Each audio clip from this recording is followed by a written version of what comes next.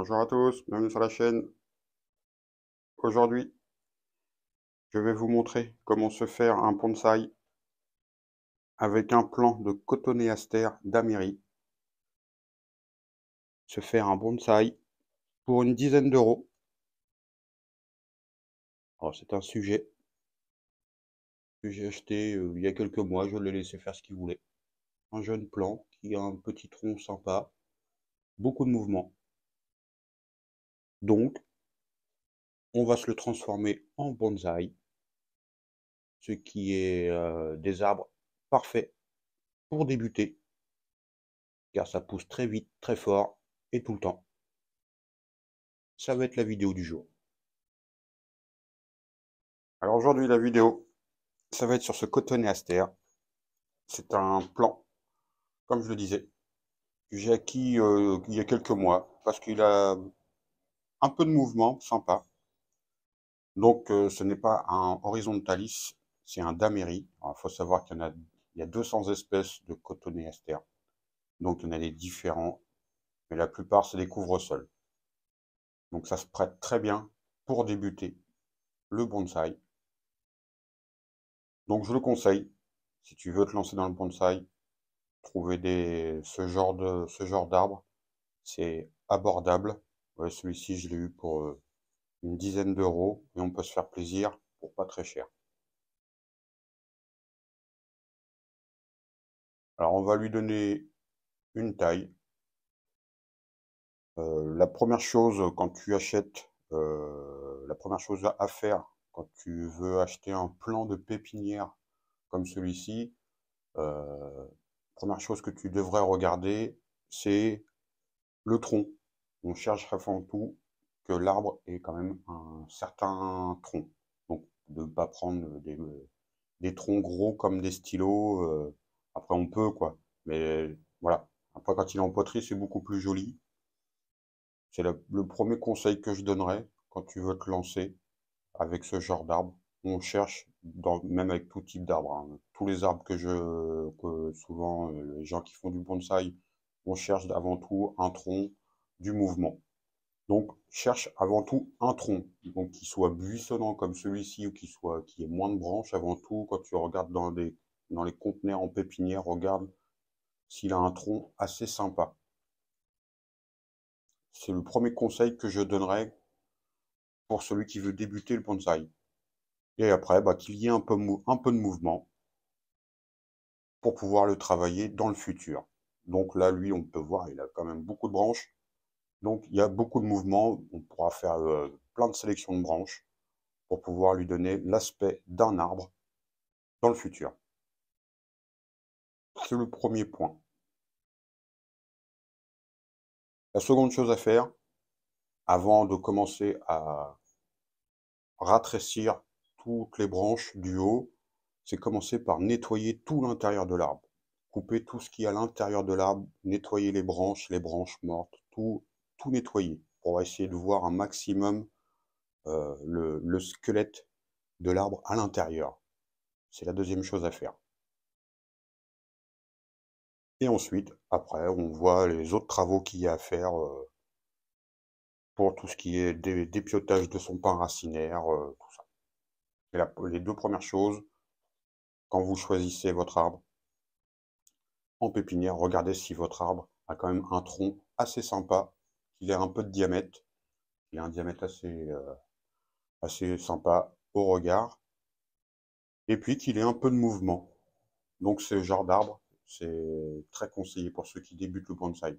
C'est des arbres qui poussent très vite, l'automne, on peut voir, il fait des fruits. Au printemps, il sera en fleurs, ça fait des fleurs blanches, c'est joli.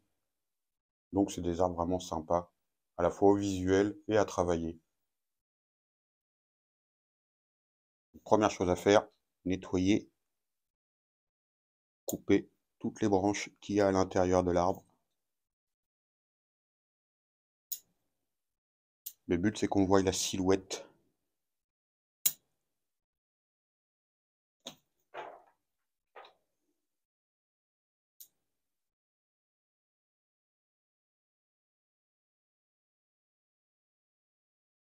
commençant par le nettoyage. Comme ça permet de voir les branches qu'on pourra conserver et ne pas conserver. Toutes les branches qui sont en bas à la base, les supprimer.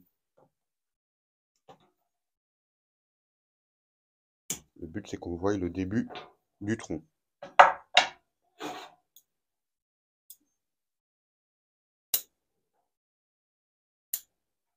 Donc celui-ci a beaucoup de branches qui ont séché.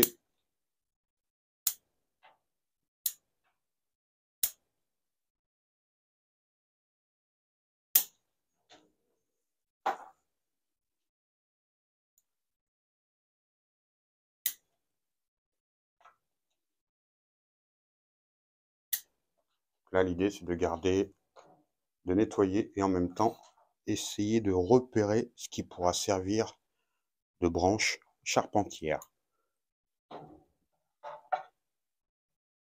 pour la construction des futures branches.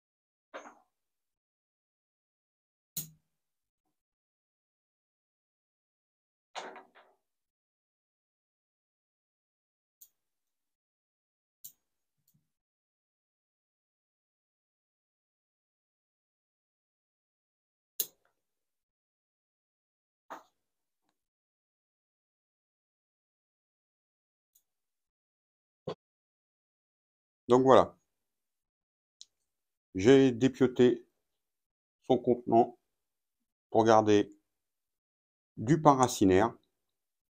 Alors j'ai trouvé la base de son ébari, qui est ici.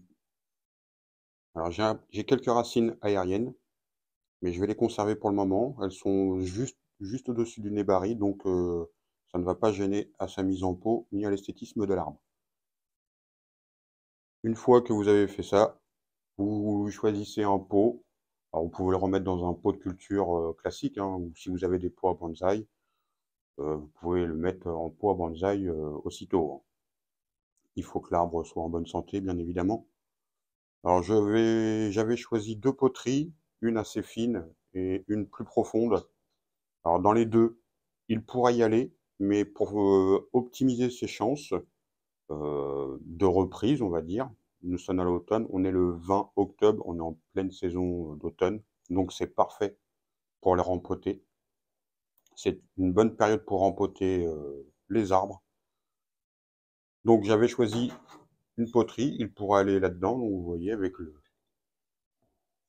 avec la taille du tronc et l'épaisseur de la poterie, ça irait parfaitement, mais je préfère le mettre, vu qu'il va être rempoté l'année prochaine, je vais le mettre dans un contenant un peu plus profond, ce qui ne change rien à la silhouette de l'arbre, vu qu'il y a encore de la longueur de branche, et après on va construire, enlever la partie aérienne, car quand on travaille le pain racinaire, ce que l'on enlève en bas, si on enlève, il faut souvent enlever un tiers, et il faut alléger aussi la partie aérienne des branches.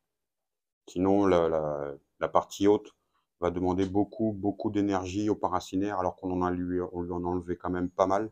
Donc il faut travailler aussi la partie haute, chose qu'on va faire à la suite de sa mise en pot.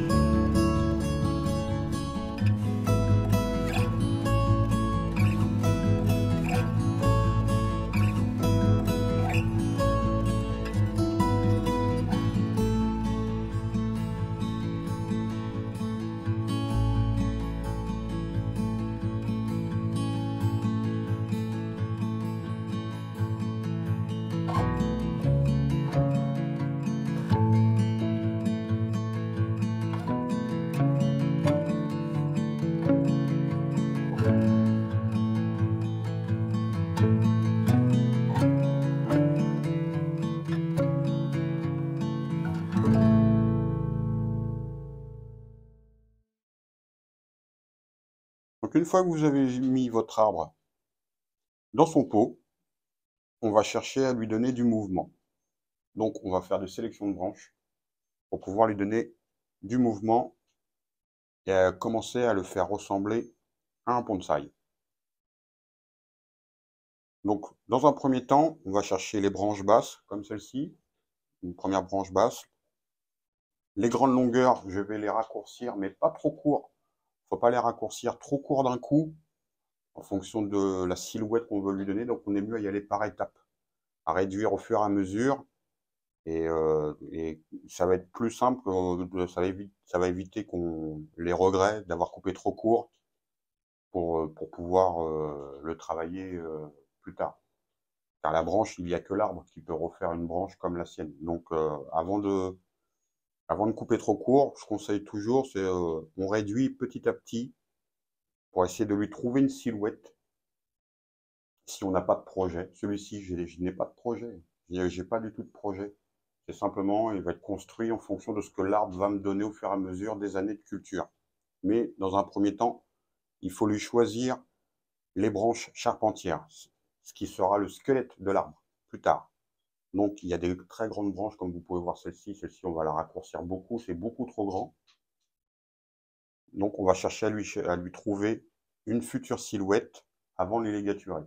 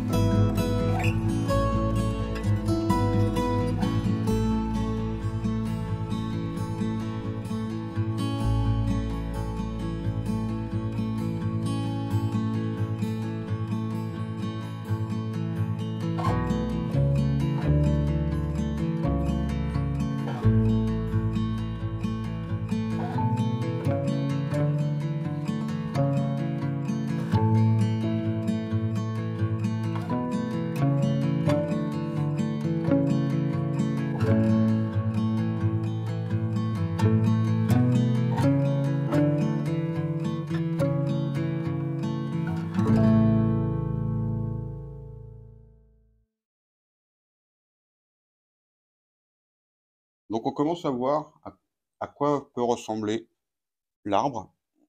Alors j'ai raccourci quand même beaucoup de branches. Alors j'ai conservé cette grande longueur là exprès. Je ne l'ai pas encore coupée car c'est avec cette branche que je vais construire la tête de l'arbre. Donc on va la ligaturer pour pouvoir lui donner son emplacement avant de la raccourcir. Et après on va pouvoir travailler tout ce qui est en dessous pour pouvoir raccourcir les branches et lui donner l'aspect d'un bonsaï.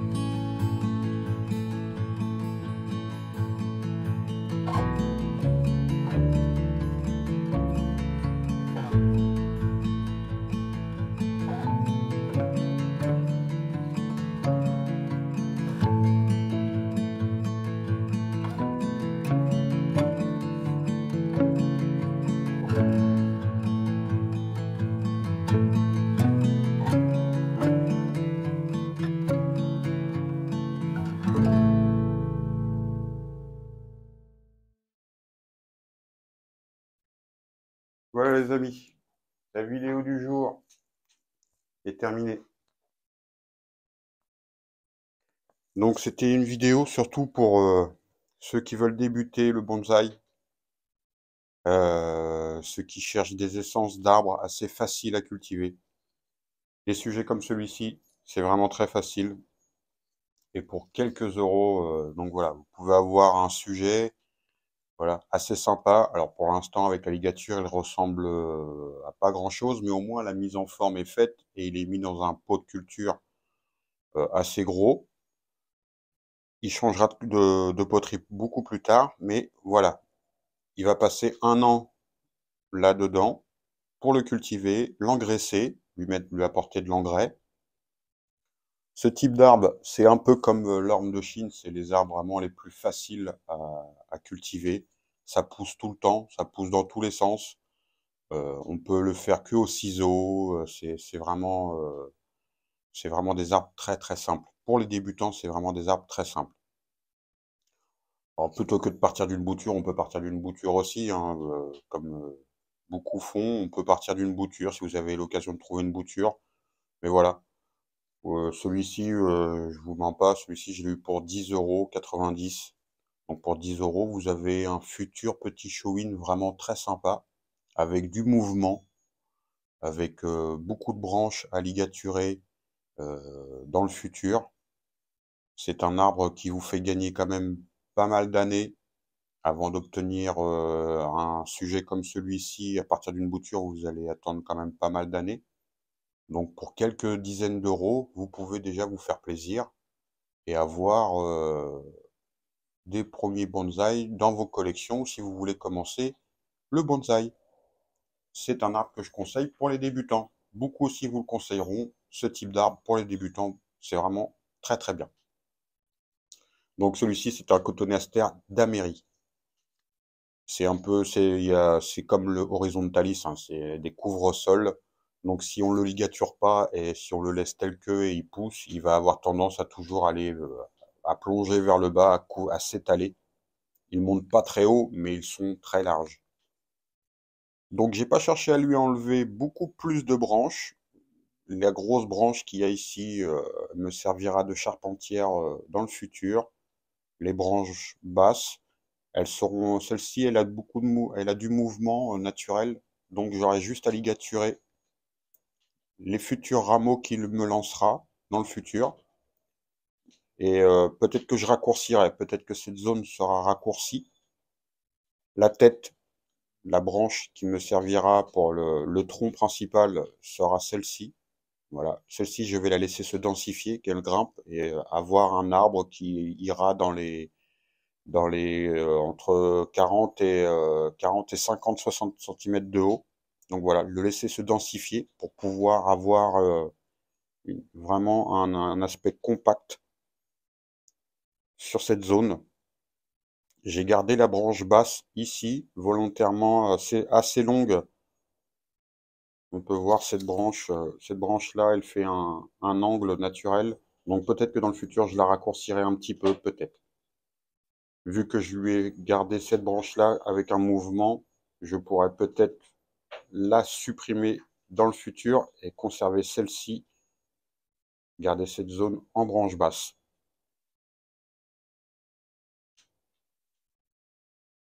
Voilà les amis, c'était la vidéo du jour. Un peu destinée pour ceux qui débutent le bonsaï, je le répète, mais si vous souhaitez vous lancer, je vous conseille ce type d'arbre qu'on trouve facilement en pépinière pour quelques dizaines d'euros. Vous pouvez vous faire plaisir et il vous le rendra bien si vous le cultivez correctement. Alors vous n'êtes pas obligé de le remettre dans un pot à bonsaï, hein. Vous pouvez le remettre dans un pot de culture en terre cuite classique si vous voulez qu'il pousse dans tous les sens pour pouvoir lui donner du mouvement. Je rappelle, la première chose à regarder quand vous allez choisir un arbre en pépinière, dans les jardineries, pépinières, regardez le tronc, qu'il ait déjà un certain diamètre de tronc. C'est beaucoup plus sympa, vous voyez, après quand il est dans son pot, voilà, il a l'aspect d'un futur bonsaï. Après, avec une poterie beaucoup plus fine, voilà, il aura l'aspect d'un arbre à son état naturel. Le but recherché, c'est que l'arbre ressemble à un arbre qu'on voit dans la nature. Enfin, moi, c'est comme ça que je vois mes arbres. Je cherche pas à faire des arbres autres que ce que je vois dans la nature. Donc, je m'inspire de ce que je vois quand je vais en forêt ou quoi, la forme des arbres. Je m'inspire d'eux pour leur donner une forme qu'il ait un état naturel. Voilà, si la vidéo t'a plu, n'hésite pas à la partager si ça te dit. Abonne-toi si tu veux. Il sera suivi aussi, cet arbre aussi, comme les autres. Tous les arbres que je mets en pot à cette saison seront revus au printemps. La ligature de cet arbre sera enlevée au printemps. Alors, on me demande pourquoi souvent je ligature. À cette période, je fais le rempotage, je fais la ligature, je fais tout en même temps. C'est simplement l'arbre s'il est en bonne santé. Là, on est en période de plantation. Tous les arbres, vous pouvez planter tous les arbres. Quand vous avez un pommier à planter, un poirier, un cerisier, quelconque, c'est la saison, c'est en automne. À partir du printemps, vous allez gagner beaucoup, beaucoup de mois d'avance. Vous pouvez attendre le printemps aussi, hein, mais le printemps, voilà. Moi, je le fais à l'automne, ce qui permet que là, il va avoir le restant de l'automne, l'hiver, il va être en dormance, et au printemps, quand il va commencer à repartir, il va être installé dans son pot. Je n'ai pas besoin de lui torturer le paracinaire et en même temps le ligaturer. Je gagne plusieurs mois. Et les arbres me le rendent, hein. Les arbres, vous verrez, au printemps, il n'aura aucune incidence. Ça n'a aucune incidence que vous rempotiez votre arbre et que vous ligaturez en même temps. Vous pouvez faire soit l'un ou soit l'autre, il n'y a aucun souci. Moi, je fonctionne comme ça. Je suis dans une région où le temps est quand même assez humide, il ne manque pas d'eau, il ne manque pas de lumière. L'hiver, les arbres dorment dans une pièce qui n'est pas chauffée. J'ai un abri dans mon jardin où tous mes arbres rentrent à l'intérieur. On me pose souvent la question pourquoi je fais tout en même temps. C'est que les arbres, après, ils dorment, ils passent l'hiver dans une pièce qui n'est pas chauffée, dans mon abri de jardin. Voilà. Et je garde une certaine hygrométrie dans le pot, et c'est tout. Et même des fois, vu qu'ils sont dans l'abri, les arbres, ils se mettent à débourrer avant que ceux qui sont dehors. Même ceux qui sont avant le printemps, quand on veut qui passent l'hiver dehors et qu'on veut les rempoter au printemps, souvent mes arbres, j'ai souvent le cas sur mes érables, ils débourrent avant. Donc, qui me permet de le déposer la ligature si j'ai placé la ligature pendant l'automne. Et au moins, l'arbre, il a imprimé le mouvement que je voulais lui donner et je n'ai pas besoin de le ligaturer pendant la saison. Car si on veut ligaturer, c'est un peu compliqué une fois qu'ils sont en feuilles. Donc voilà pourquoi je fais ça. On me le demande souvent, je le répète encore une fois, mais en tant que débutant, Vous n'êtes pas obligé de tout faire. Vous n'êtes pas obligé de tout faire. Si vous n'avez pas d'idée de comment le travailler, mettez-la déjà en pot de culture, c'est la saison. Et si vous voulez ligaturer, essayer quelques branches, vous pouvez ligaturer quelques branches. Si vous voulez pas vous risquer pour donner plus de chance à l'arbre, en fonction de la région où vous êtes, ne le faites pas. Je vous incite à ne pas le faire, mais déjà, vous pouvez le mettre en pot de culture si vous souhaitez le mettre en pot de culture. C'est l'époque. Voilà les amis. Je vous dis à une prochaine, pour une prochaine vidéo. Alors j'ai réussi à trouver un olivier, bon il sera pas rempoté tout de suite. J'ai un olivier assez sympa, que j'ai trouvé pas vraiment pas très cher. Dans un coin des bonnes affaires, j'ai un grand érable dissectum, je suis assez content aussi à travailler. On le travaillera ensemble en vidéo. Donc voilà, si vous souhaitez commenter, si vous avez des questions, n'hésitez pas, posez des questions. Et puis on se voit dans une prochaine vidéo. Donc vous voyez, après vous pouvez vous retrouver avec des petits sujets comme celui-ci ou comme celui-ci. Voilà, tout ceci c'est travaillé en automne, c'est rempoté en automne. Et les arbres, vous voyez, les bourgeons, je ne sais pas si vous allez voir, les bourgeons sont verts déjà. Tous ces arbres-là sont rempotés à cette saison. Même les yamadori. Les yamadori aussi. Je vous dis à bientôt, portez-vous bien. Et n'hésitez pas à vous abonner si ça vous dit. Salut!